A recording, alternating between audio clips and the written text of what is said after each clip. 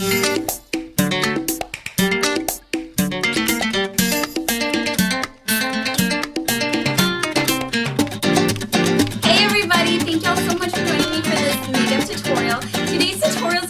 really nice bronzy, pinky, kind of glowy look that's perfect for this time of the year. Of course, it's going to help us make our skin look illuminated and glowy, which I love. I ended up stumbling across these eyeshadows by Laura Mercier that just came out. They're baked eyeshadows that you can use wet or dry. I wasn't really a big fan of that line, but I went to the department store to get some things that I actually needed, and I ended up seeing, you know, these ads everywhere on the store for the Laura Mercier collection. So I said, well, I'm going to take a look. And I ended up really loving two of the colors that were on that line, and I ended up getting them. And here is a tutorial with those colors. So at least I put them to use. They're absolutely gorgeous.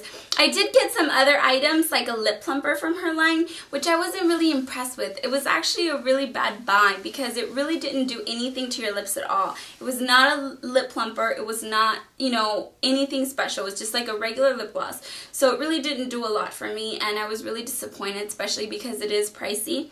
But other than that, the eyeshadows turned out great, and I will be using them in this tutorial. I will be using them both ways, wet and dry, so you can kind of see the variations and the kind of looks that you can create.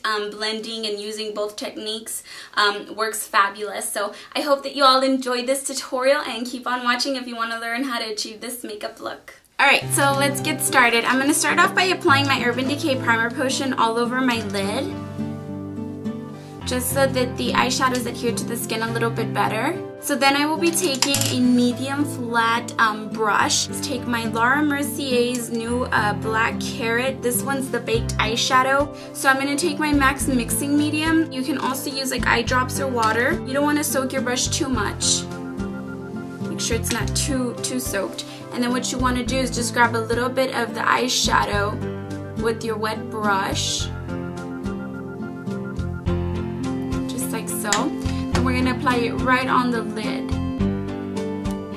Not really going past the crease right now, and I'm not bringing it all the way into the inner corner, as you can see.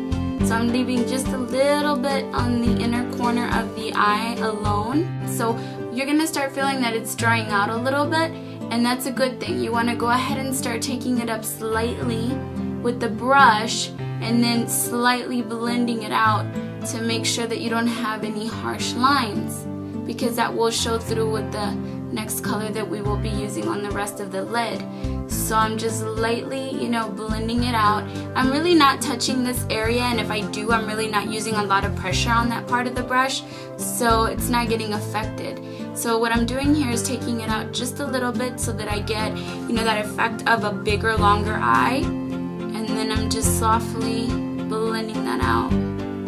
So then I'm going to be taking my MAC 217 brush, and I'm going to be taking another big shadow from the Laura Mercier collection, and this one is in Petal Pink, which is my favorite, especially for like this kind of season and the summer. It has really nice shimmer to it. So I'm going to add some mixing medium to my 217 brush, and maybe about 2 drops, and then I will be taking some of the Petal Pink color, and then just grabbing a little bit of that, and then apply it right past the crease area. And yes, it is wet, but you could still work with it really nice. So just make sure you have your, you know, your brush not extremely wet. Like I said, about 2 or 3 drops the most. That way you're not, you know, overdoing it as far as, you know, the wetness goes, because then it can get, you know, really sloppy. So we're applying this right past the crease area and just working our way in towards the inner part of the eye. So remember, I told you all to leave that one alone because we were going to be putting something there. So we're going to be putting this color all the way into the inner 1/3 and then blending it out on the crease area and all the way out to the outer corner of the eye, and then blending it out nicely. So I'm making sure that I get enough on there and on the inner 1/3, and then I'm blending it as well. So don't think I'm just focusing on the crease area, because I'm not. I'm actually focusing putting more pressure on the inner part. Sometimes I'm putting a little more pressure on my brush on the outer part of the eye right here. So you just have to work with it and kind of find blending techniques that might work for you.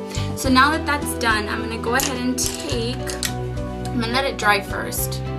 Make sure there's no harsh lines going on, like I said, because we are using it wet. So it is a different consistency rather than using your eyeshadows dry. And I am using it wet because the vibrancy of these baked shadows is so much better when they're wet. Then I'm going to be taking my flat brush again, wetting it, maybe just 1 drop this time. Yeah, 1 drop is good. And then I'm going to be taking my black carrot shadow and just grabbing a little bit of this and placing it right on the outer 1/3, kind of heading towards the middle, but not all the way.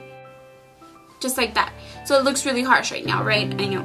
So what we're going to do is we're going to go ahead and take...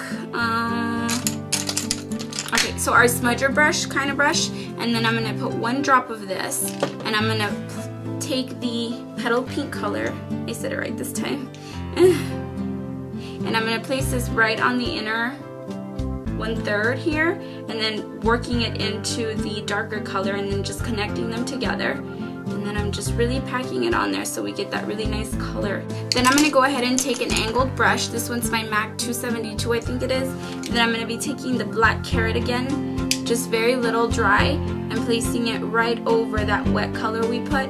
Now I did it wet and dry, again, because it's more intense. It's more intense, wet, and then the dry blends it out really nice. So you'll have a really nice blended look without worried about, well, if it's wet, it's going to be a really harsh effect. Well, no, it's not, because if you know how to use them, they'll actually work in your favor. Alright, so this is the final look. I did apply some false lashes like I mentioned. I did apply some mascara. I did apply some lip gloss and lipstick, all that good stuff, of course. And this is the final look. As you can see, the gold flakes, the shimmery pink tones are just absolutely gorgeous. Makes your face really look illuminated, glowy, and all that good stuff. It's perfect for this time of the year. I hope you all found it helpful. I really enjoyed it, and I really love these eyeshadows. I mean, I really haven't, you know, experienced an eyeshadow like this. Like I said, you know, they are just gorgeous colors, wet or dry. They do have a lot of shimmer to them. That's not always a bad thing. I know that not everybody's comfortable with shimmers in their eyes or on their face, but if you know how to use them the right way, they can actually end up looking really beautiful. So definitely give it a try, and thanks again for joining me. I will see y'all very soon for another tutorial. Let's see what's next. Nails, makeup, hair, I don't know. We'll see what's up. Thanks. I'll see y'all soon.